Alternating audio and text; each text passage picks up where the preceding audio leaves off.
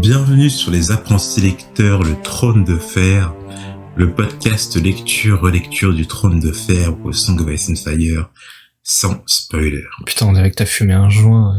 Non, j'arbore ma voix de deuil. J'arbore ma voix de deuil, Guillaume. Parce qu'aujourd'hui est un triste jour. Aujourd'hui est un triste jour, mes aïeux.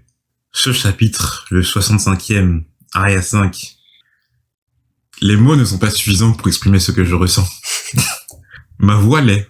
Donc avec le temps, vous comprenez que je suis triste. Oui, je suis triste. Car nous avons perdu un grand homme. Nous avons perdu le héros, le personnage principal. Nous avons perdu la boussole, le pilier, celui sur qui tout reposait. J'ai pas préparé de discours, je suis en totale improvisation. Mais comprenez à quel point, voilà, je ressens mes larmes. Je sais même pas par quoi commencer parce que j'aurais dû préparer une éloge funèbre. C'est vraiment... Allez, commençons. Voilà. Donc, vous êtes en présence de Guillaume, vous l'avez compris, on le sait tous, mais ce n'est pas important. Oh là là, le bâtard. Quel bâtard. L'important n'est pas là aujourd'hui. Mais bon, Guillaume, eh bien, je te laisse faire le résumé de ce triste chapitre. Bon, on va faire court pour rentrer plus loin dans le chapitre après. Donc, dans ce chapitre, on va retrouver Arya, qui réussit à survivre tant bien que mal dans les bas-fonds de Port-Réal, à culputier, et elle se nourrit notamment en chassant des pigeons. Et un jour, elle va être intriguée par la foule qui se réunit devant le septuaire de Baelor, et elle va y voir son père, qui va avouer ses conspirations contre la couronne.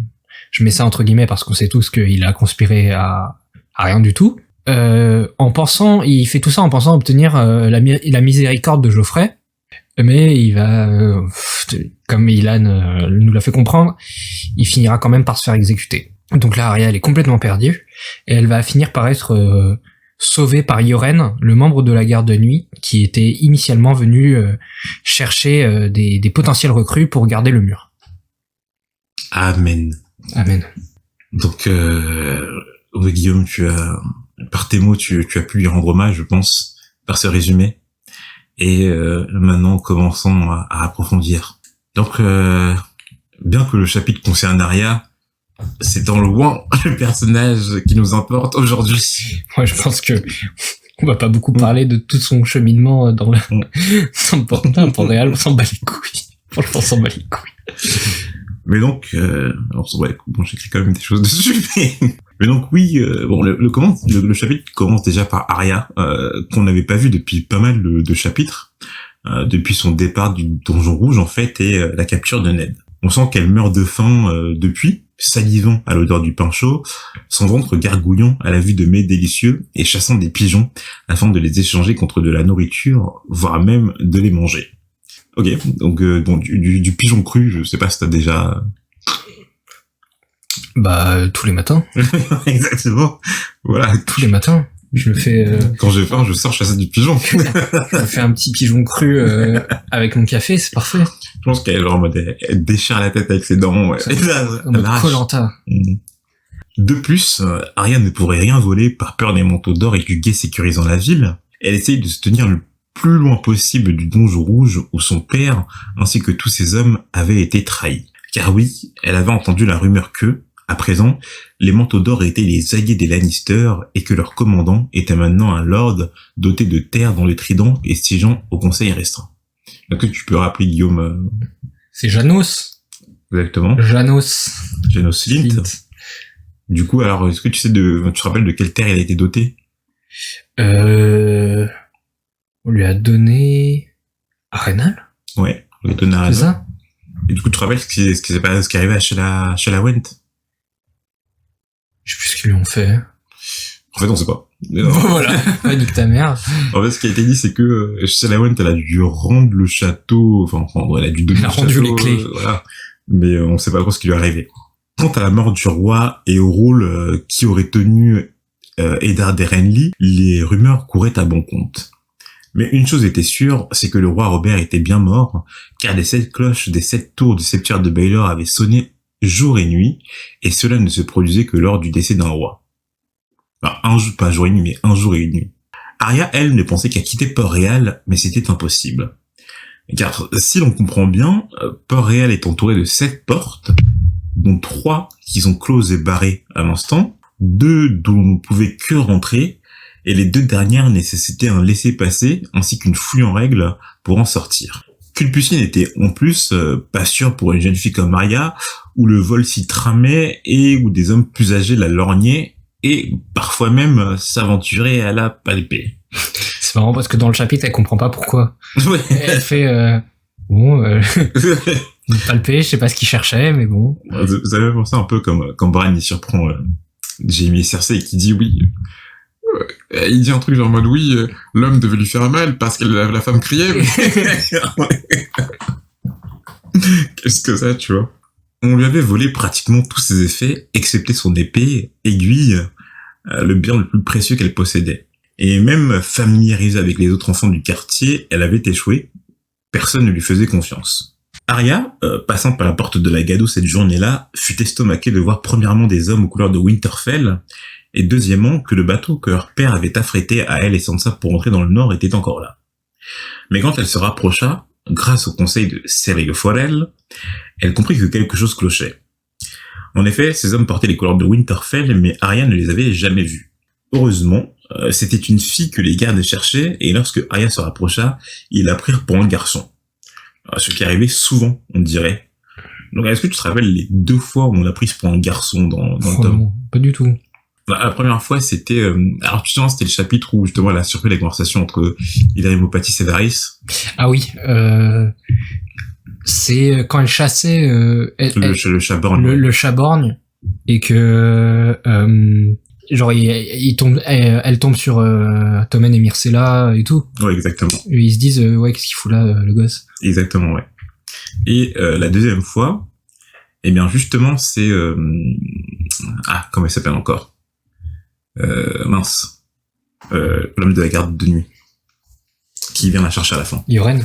C'est Yoren qui, en fait, quand il vient rendre visite à Ned pour l'informer que Catelyn a enlevé Tyrion, et bien en fait, t'as Arya qui sort de l'antichambre et en fait Yoren la prend pour un garçon. Sans que il a installé le truc et il est malin. Comment ça s'appelle encore? C'est quand tu plantes des graines, enfin le fusil de Chekhov, mais quand tu... Foreshadowing. Non, mais il y a un autre terme, tu sais, quand tu plantes et qu'après tu récoltes, genre. Il y a un terme comme ça, moi j'ai oublié, mais je retrouverai.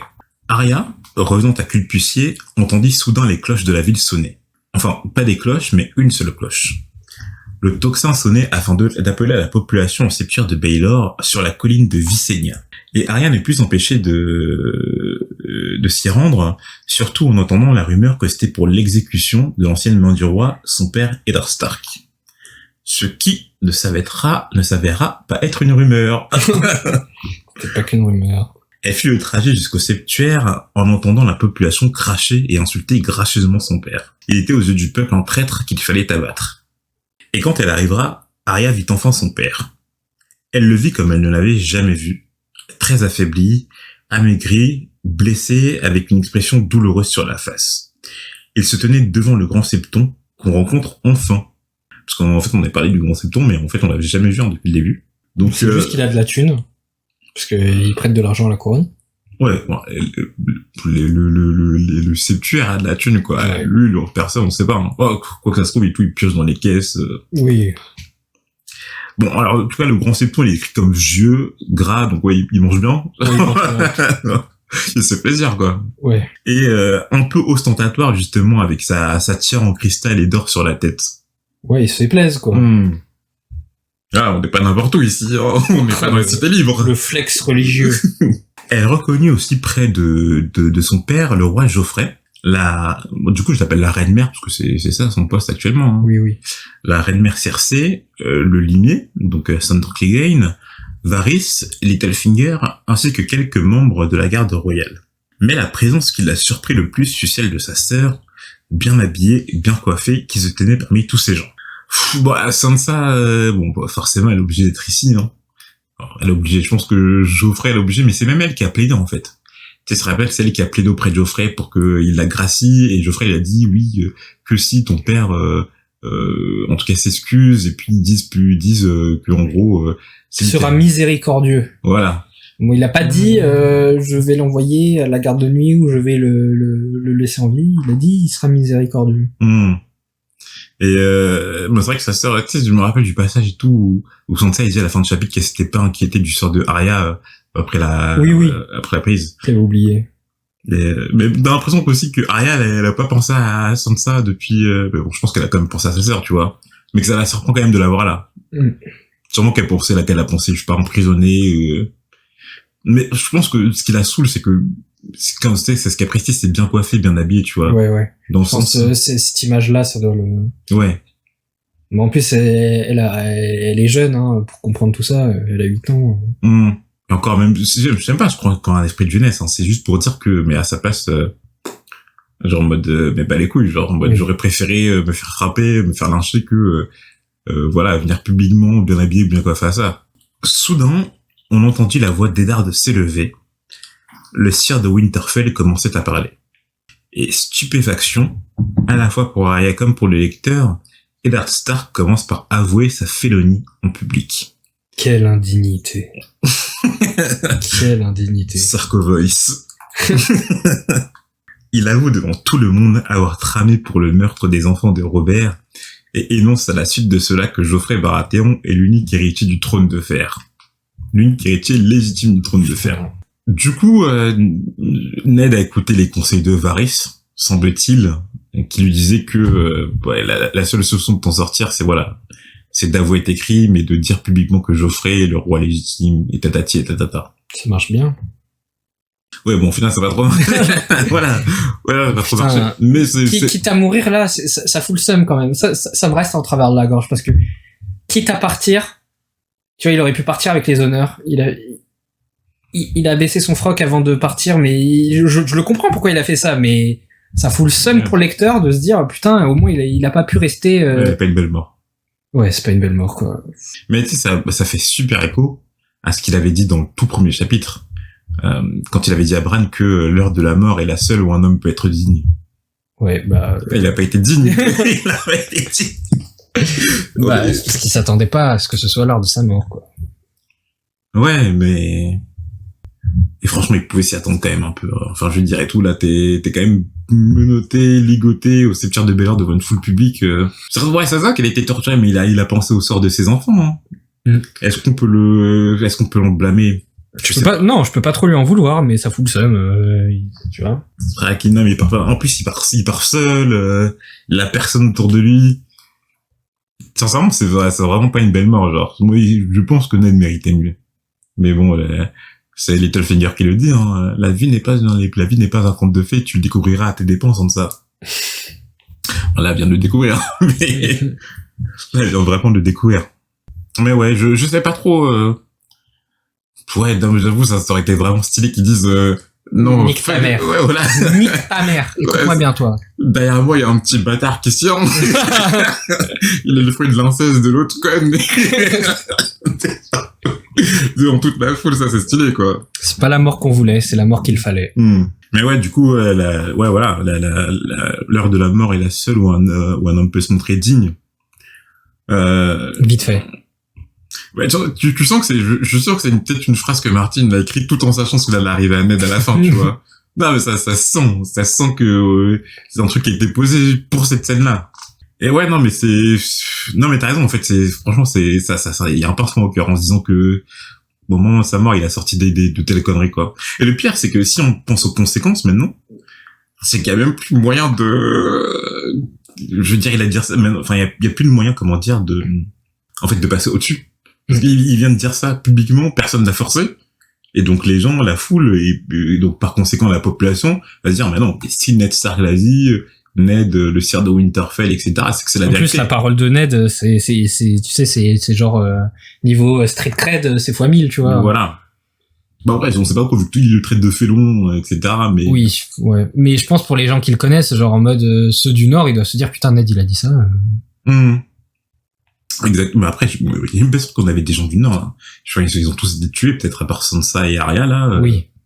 Ouais, mais les échos qui tu vois, dans le Nord, ils disent, oh, putain de merde, Ned, Ouais, il a vraiment dit ça? Si, ça fait le tour de la population, on va dire, si, voilà, ces derniers mots vont jusqu'à Winterfell, vont jusqu'à Robb, et son armée, etc., ils vont se dire, ah, mais attends, pourquoi on se bat, en fait, tu vois, si le site de Winterfell, le Ned Stark, qu'on connaît tous être un homme digne de parole, etc., a dit, ces derniers mots avant sa mort, en mode Gold Roger,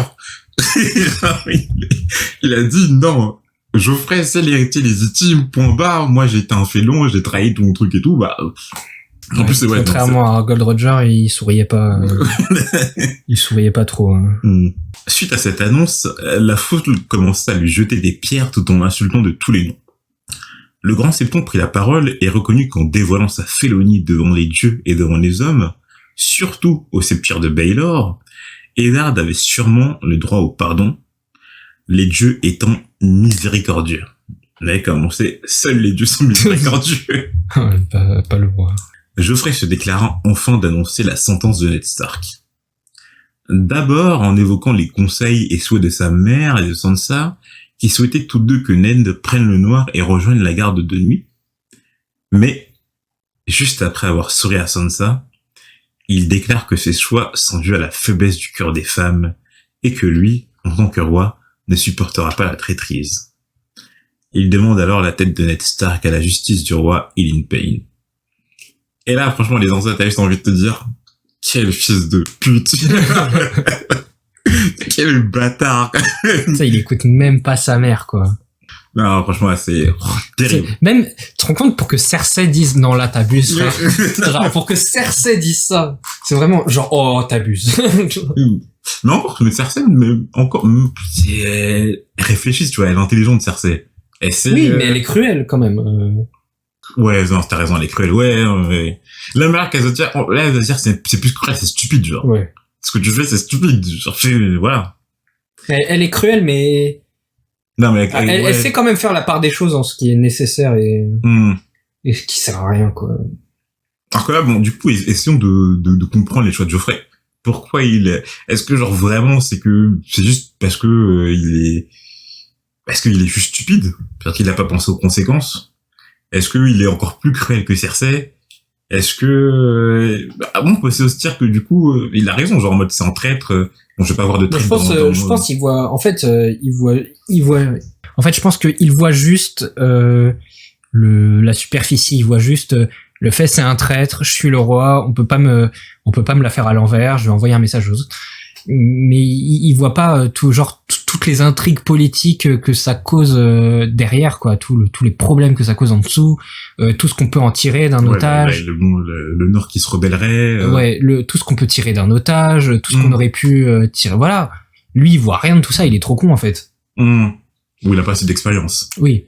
Bah ou il a pas assez expliqué, mais en plus peut-être comme je pense qu'il en a pas parlé avant en fait. Il en a parlé à personne, mais sûrement qu'il avait déjà pris sa décision. Et le fait de pas en avoir parlé avant, bah du coup on n'a pas pu lui faire comprendre que c'était une erreur. Peut-être que Cersei elle a surestimé l'influence qu'elle avait sur Geoffrey, genre elle a dit à Geoffrey oui il faut qu'on fasse ça et tout, mais elle lui a pas expliqué genre tout ce que ça pourrait, tout ce qui est bénéf en gardant Ned Stark en vie. Genre elle pensait ouais c'est mon fils, il va m'écouter, genre on va faire ça. Mais Geoffrey lui il fait ouais c'est ça, je fais ce que je veux en fait. Et à ce moment-là, je suis même pas sûr que Cersei soit au courant que Jaime était capturé dans le Bois Murmure. Parce que si elle était au courant, elle serait encore plus vénère. Parce que là, elle vient de se dire, non mais attends, mon frère, mon amoureux, là, tu vois, voilà, mon tout était capturé, et là tu viens de te faire perdre l'otage le plus important qui aurait pu servir d'échange. Oui. Et Geoffrey, non vraiment, c'est... Mais je crois que t'as tout dit, hein. C'est le manque d'espérance, mais en même temps la superficialité du gars et... Mais je pense qu'il y a quand même quelque chose, le fait, tu sais, la petite phrase, je pense qu'il avait hâte. Après avoir souri à Sansa, tu vois. C'est-à-dire qu'il veut faire comprendre à Sansa, qu'il va la faire souffrir, tu vois. Mais, et je pense il vient de prendre sa position depuis pas longtemps, il avait hâte de faire couler le sang, il avait hâte de voir ça, il jubile, ça va, il jubile. Oui, il jubile. En fait, il avait soif de sang depuis si longtemps. Et il allait pas s'en priver, en fait. Après que maintenant, en plus, bon, il vient de mourir, là, c'est le roi. Tu vois, tu te dis, Tu sais que tu fais des petites folies, tu vois, un peu quand tu montes, quand tu arrives au pouvoir. Donc, sous les rugissements de la foule, en fait, le lecteur a sous ses yeux plusieurs réactions. D'abord, on a le grand septon qui s'accroche aux habits du roi afin de l'arrêter. Varys et Cersei conjurent le roi de revenir sur sa position, et Sansa convulse de sanglots. Donc, par rapport, premièrement, au grand septon. Alors, du coup, pourquoi tu penserais qu'il veuille arrêter le roi, lui?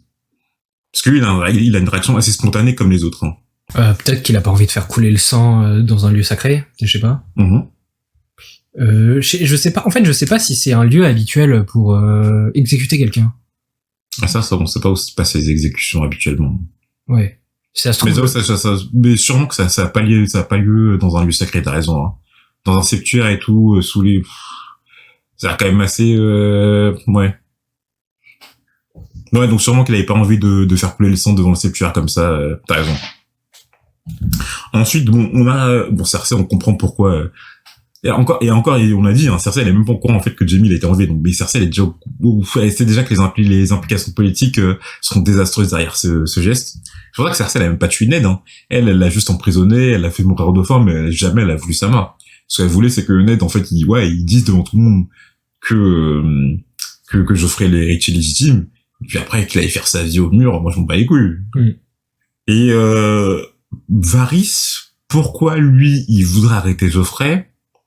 Bah tu sais, ça fait un peu écho à la conversation avec Léon Pattis dans le sens où il disait que tout va trop vite, qu'il faut patienter, etc. Mais là, bon, on a l'impression qu'en un mois... Il sait que la mort de Ned, ça va causer le chaos dans les 7 couronnes en termes de guerre. Et oui, il a pas envie que les 7 couronnes soient ravagées par la guerre, en tout cas maintenant, quoi. Mais en soi, pourquoi, tu vois? Parce que Varys, c'est vrai qu'on a déjà discuté beaucoup de fois, mais on comprend pas trop son but. On comprend qu'avec Léon Pattis, il voulait installer Viserys sur le trône. Mais bon, Viserys est mort, donc peut-être que maintenant, ça reviendrait à Daenerys. Et du coup, je crois qu'il voulait attendre que les Dothraki arrivent pour, je sais pas quoi, pour ravager les 7 couronnes. Oui, en fait, c'est ça. Il voulait attendre que les Dothraki soient prêts à attaquer pour que les 7 couronnes soient en guerre. Ouais, en guerre. Sauf que là, niveau timing, c'est pas bon. Parce qu'elle est pas prête. Ouais. Et bon, même pas prête là, bon, elle sera jamais prête, hein. Là, voilà, la Maggie là, avec ses ombres et tout. Putain, la Maggie, elle a tellement foutu la merde. Donc là, Varys, il peut attendre tout ce qu'il veut. L'armée de Dothraki, elle arrive plus, non? Maintenant, ouais, mais il doit pas être au courant là. Non, ça met trop de temps entre le fin fond des sauces et les 7 couronnes. Je veux bien qu'il ait des oreilles partout, mais ouais, Jorah Mormont, il a pas la 5G, hein. Il a pas la 5G. Jorah Mormont, il a pas eu le temps d'écrire sa petite lettre, de l'envoyer. Et bon, Sansa, qu'on le sait de sanglots. Ouais, Sansa, par contre, elle, je pense que ça doit être le premier événement renversant de sa vie, quoi. Enfin, le premier vrai événement dur qu'elle a géré.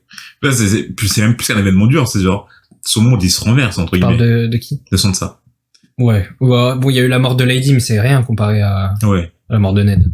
Là, en fait, j'ai l'impression que là, elle voit vraiment ce que c'est la cruauté, genre. Ouais, elle comprend ce que c'est quand on dit que voilà, la vie, c'est pas un conte. Putain, elle a eu son loup décapité. Après, ouais, c'est vrai que c'est son père aussi. Ouais.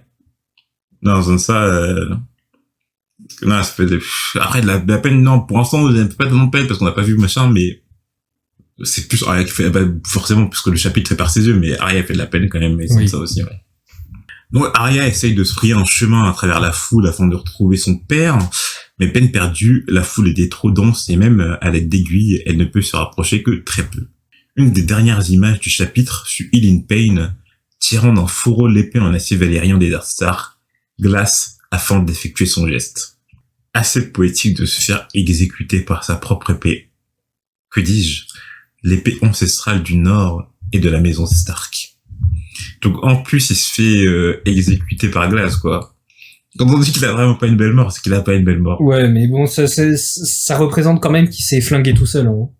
Ouais, enfin, genre, franchement, en termes de social skill et de political skill, plutôt. Political skill, c'est claqué, quoi. Enfin.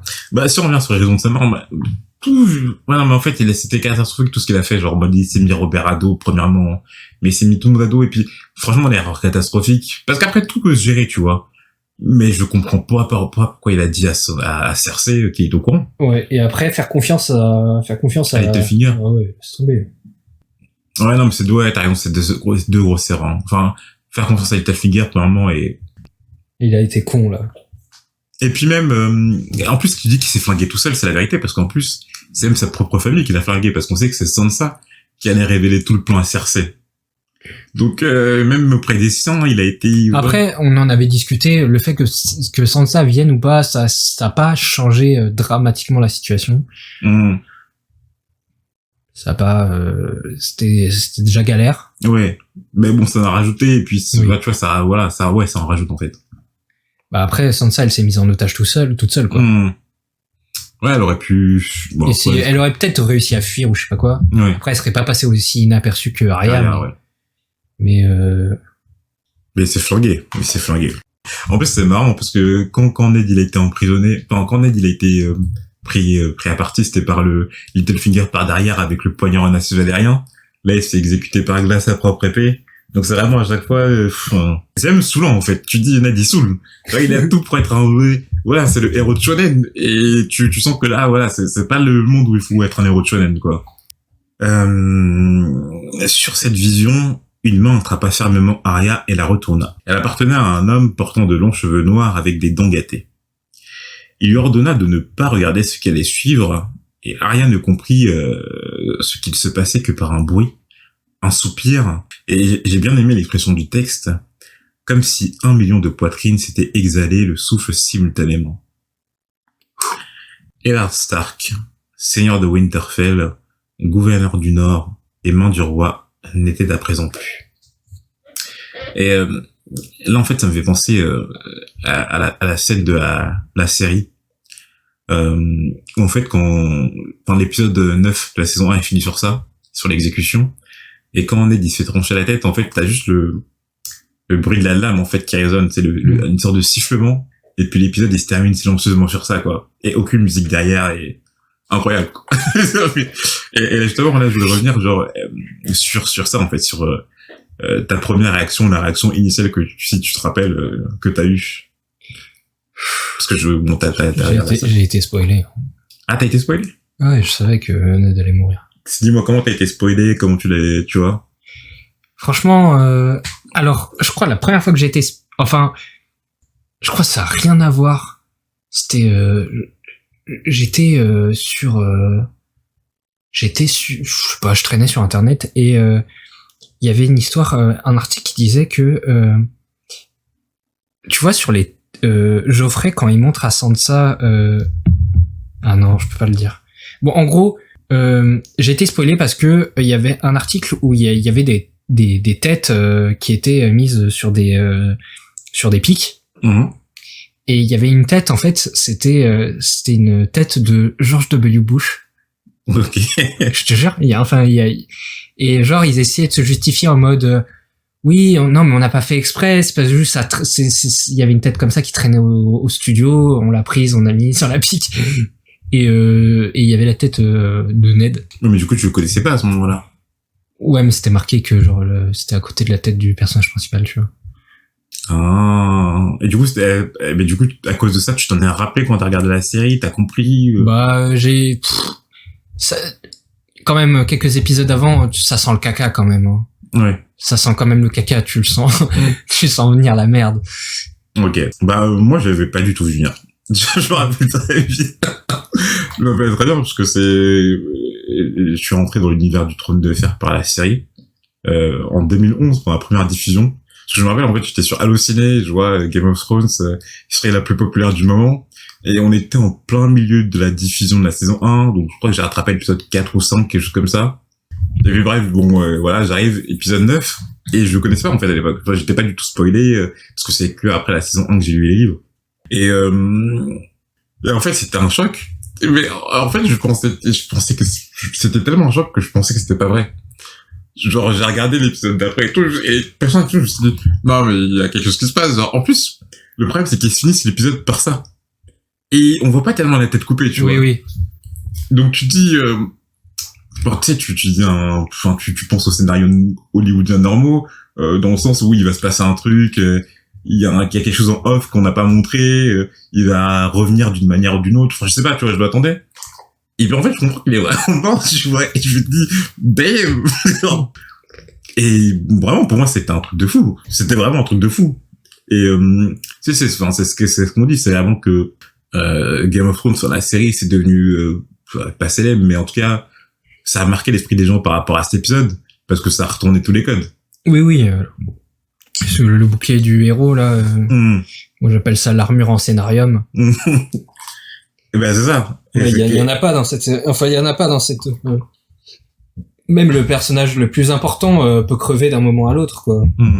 Ah, mais du coup, pour les primo-lecteurs et ceux qui nous suivent pour la première, enfin, ceux qui suivent et qui écoutent et qui lisent le Trône de Fer pour la première fois et qui ont pas vu la série, oui, Ned, il est bien mort, hein.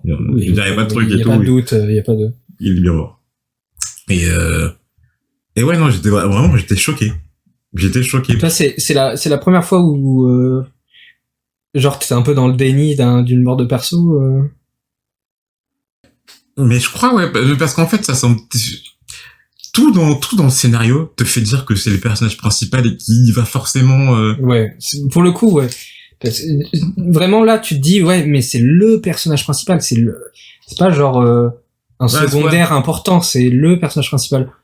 Ouais, parce que moi, le perso où je me dis, où j'ai eu du mal à y croire, c'était Ace dans One Piece. Mais je me dis, bon, c'était un personnage important, mais secondaire. Ouais. Là, c'est tu vois, c'est vraiment le personnage principal, quoi. C'est comme si dans One Piece, tu vois, Luffy, il meurt. Voilà, non, mais tu vois le moment où ils sont dans Lockdown. Oui. Voilà, oui. Et qu'il est sur le peloton d'exécution, enfin, je sais pas comment ça s'appelle, mais, Oui, non, mais c'est ça, le peloton. Non, c'est pas un peloton, mais, bref. L'échafaud. L'échafaud, voilà. Et comme ce moment où, tu sais, il va se recouper parce que... Et Baggy, il le tue vraiment. Et là, on dit, bah ouais, c'est l'histoire de One Piece, en fait, ça suit pas que Luffy, genre, ça suit l'équipage. Et là, on dit, bon, bah maintenant, c'est l'équipage fait sur Grand Line. Oui. Genre, bah Luffy, il est mort, ouais, point. Ouais. Bah tu vois, c'est un truc, mais ça paraît tellement irréaliste que voilà, c'est exactement ça, tu vois. Et pour moi, j'y croirais jamais. Sauf que là, bah, ça s'est vraiment passé et ouais, non, ça m'a retourné. Bah bon, ça m'a retourné parce que je me dis, putain, mais, tu sais, je me suis pas dit, genre, à l'époque et tout, j'ai pas vu les choses en mode, ah, putain, l'auteur, il a des couilles et tout. Juste que vraiment, l'histoire, j'étais, mais what, quoi, comment il peut mourir, pas? C'est même plus que ça, c'est comment l'histoire, elle peut continuer s'il y a pas Ned. Parce que, en fait, j'avais jamais vu d'histoire où en fait, la storyline, elle est continuée sans le perso principal. Oui. Ouais, bah, franchement, parce que, en fait, c'est vrai, ça doit exister, mais j'ai pas d'exemple qui me viennent en tête. Si j'essaie de penser à toutes les morts importantes à chaque fois, c'est un personnage secondaire qui propulse le personnage principal vers une quête plus, genre Oncle Ben dans Spider-Man, tu vois. C'est pas le personnage principal, quoi. C'est pas les parents de Bruce Wayne, tu vois. Enfin, ouais. Je sais pas, ça motive un personnage principal. Là, on était persuadé que c'était lui le personnage principal. Ouais. C'est lui qui a le plus de chapitres. C'est lui enfin, c'est fou. Et c'est même pas comme si c'était à la fin d'un certain arc, tu vois. Parce qu'en fait, tu peux comprendre si, par exemple, on arrive à la fin de son histoire, s'il a conclu toutes ses péripéties, tu vois ce que je veux dire. Là, il venait d'arriver, quoi. C'est pas genre par exemple une continuité.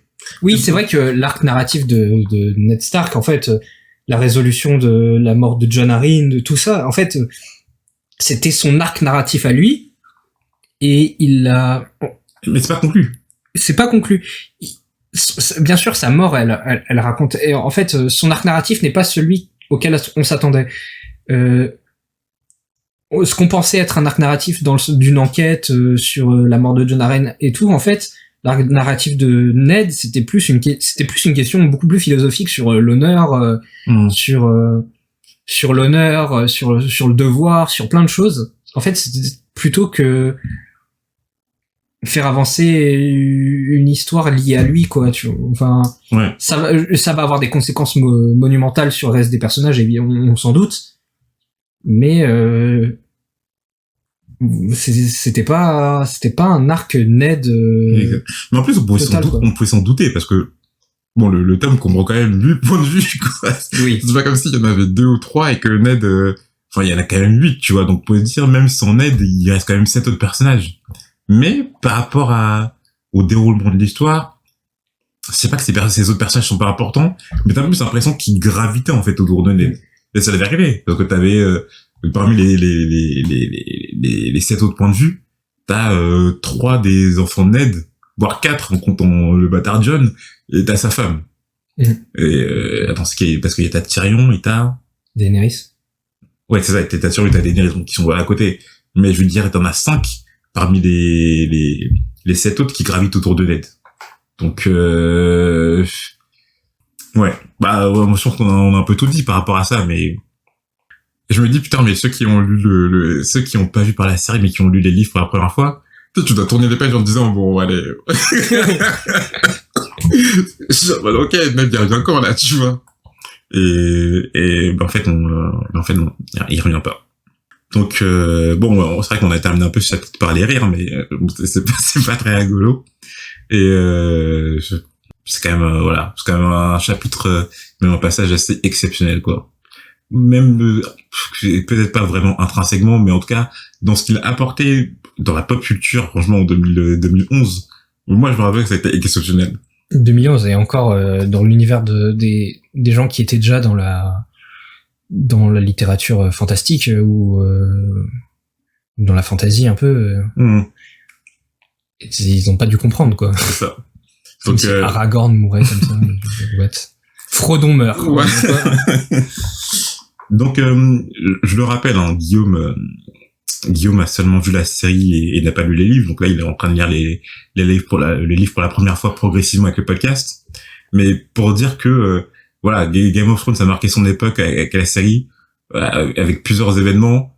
Et, bon, surtout un autre que, bon, si vous avez vu la série, vous avez vu les livres, vous connaissez. Guillaume a vu la série, donc il le connaît, qui arrive un peu plus loin. Mais, bon, la mort de Ned, c'était le premier. Et encore, c'est pas, voilà, quoi, c'est même pas, donc voilà, on a apprécié de partager ce podcast avec Ned, hein. On sait que, voilà, on n'enregistrera plus de chapitres par rapport à lui. C'est un peu en tournant, hein, parce que, là, vraiment, on tapera plus, genre, Eddard de chapitre, là, en fait, tout ce qui va se référer à Ned, on pourra se référer au passé, genre, oh, il était un grand sire. Ouais. Il était un bon père, alors que depuis, bah, parler de Ned au passé, ça va être bizarre quand même. C'est notre présent. Depuis qu'on a commencé, donc pratiquement un an. Et voilà. Petite coupure dans le podcast, parce que, en montant l'épisode, je me suis rendu compte qu'il y avait 2-3 trucs dont on n'avait pas parlé. Premièrement, c'est vrai que là, dans la dernière partie de cet épisode, on a beaucoup parlé du ressenti qu'on a eu en regardant la série, mais pas tellement en lisant les livres. Et c'est vrai qu'il y a une grosse différence entre les livres et la série. C'est que la mort de Ned est, quand on le regarde bien, assez annoncée, en fait, dans les bouquins. C'est-à-dire qu'il y a eu plusieurs éléments, plusieurs indices qui amenaient à la mort de Ned. Alors, premièrement, c'est vrai qu'on le connaît tous, et on l'a évoqué dans le premier chapitre de Bran, c'est la louve que que Ned et ses hommes trouvent lors de l'exécution de Garedd, de la garde de nuit, dans le tout premier chapitre de Bran.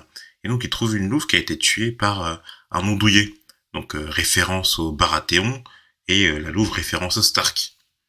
Donc, c'est vrai qu'à partir de ce moment-là, on pouvait se douter que, on pouvait pas savoir que Ned allait mourir, mais on pouvait savoir que du malheur allait arriver au Stark, et que ce malheur allait avoir un lien avec les Baratheons. Même si maintenant, on sait que Geoffrey n'en est techniquement pas un.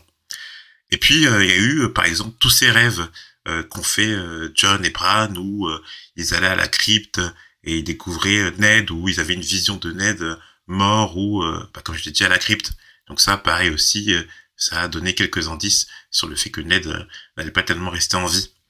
Et c'est vrai que il y a d'autres indices que là, j'ai plus tellement en tête, mais c'est vrai que toutes ces petites choses pouvaient faire comprendre le lecteur, alors que dans la série, il n'y a pas tellement de choses, en vérité, qui annoncent la mort d'Eddard, quoi. Donc c'est beaucoup plus choquant, je trouve, dans la série, que dans les bouquins. Et deuxième chose dont on n'a pas parlé, et je m'en suis rendu compte en l'écoutant, c'est que du coup moi j'aurais bien aimé avoir vos réactions par rapport à la mort de Ned, que ce soit la première fois que vous lisez les livres et que vous écoutez nos podcasts, mais je pense pour la grande majorité que vous ayez déjà vu la série ou déjà lu les livres. Comment vous avez réagi? Parce que ça c'est quelque chose qui m'intéresse vachement, en dehors du fait que j'adore parler du Trône de Fer avec Guillaume, mais voilà, d'avoir l'avis de nos auditeurs sur le Trône de Fer. Et puis j'aimerais bien savoir vos réactions, si vous avez découvert par la série, par les livres, si vous avez été choqué, si vous vous attendiez, voilà, moi ça m'intéresse vachement. Donc voilà, vous avez tout plein de moyens pour pouvoir nous en parler, et dont on parle à la fin de l'épisode. Mais ouais, ça m'intéresse vachement. Donc voilà, on espère que vous avez apprécié ce chapitre, que vous avez apprécié de nous écouter. Si vous voulez rajouter des choses qu'on a sûrement oubliées, vous pouvez nous le dire. Et puis on est présent sur les réseaux sociaux, par mail ou en commentaire. Et puis on vous retrouve à la semaine prochaine. À la semaine prochaine.